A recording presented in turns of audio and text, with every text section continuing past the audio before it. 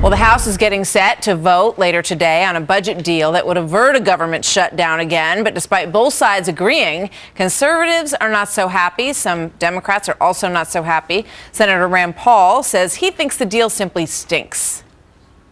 Here's the problem. It doesn't. It moves us backwards. It's worse than the status quo. The status quo will spend $60 billion less than the budget deal over the next 2 years. They do some ledger domain and they do some shell games, and they want to say there's less addition to the deficit.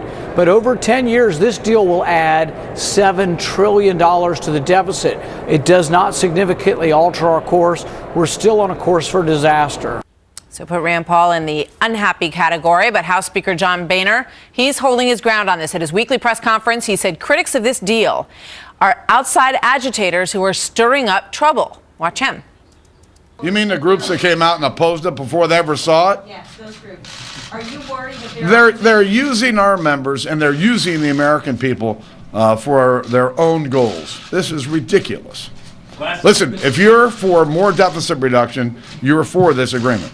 Wow, very strong words from John Boehner as he basically sends a salvo to the Heritage Group and a couple of other organizations who are very unhappy with this deal. Stuart Varney is the host of Varney & Company on Fox Business Network, and he helps us kind of lay this all out. I mean, Stuart, you know, you heard Rand Paul. Conservatives think it's not a good enough deal.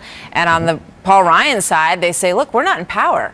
This is the best we can do. Well, that's precisely right. Conservatives oppose this deal, some conservatives, that is, on grounds of principle. They say, look, it breaks the sequester, which had applied some discipline to spending. This deal breaks that discipline. On the left, much more quietly, they want more taxes, more spending, but they're probably prepared to go along with the deal because they want to put the focus on these Republicans. Now, Paul Ryan said this morning that, look, you've got a divided government. You're not going to get every single thing you want. This deal, negotiated by him and Senator Murray, is the best we've got. And most importantly, it means no government shutdown. Republican leadership is saying, we've got the political advantage here. The Democrats are on the run because of Obamacare. Don't mess it up by shutting down the government. The bottom line is, if you balance it all out, this deal will almost certainly pass, go to the Senate, pass, and become law. Yeah, I mean, in essence, Stuart, it feels like it's the best way to get the budget off the table. That's what Paul Ryan is saying, at least, that this is the best way to kind of move it over to the side.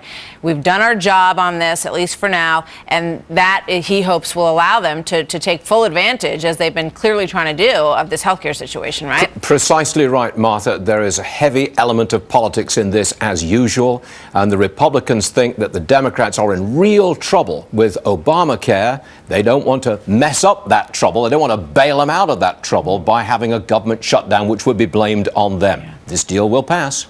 All right.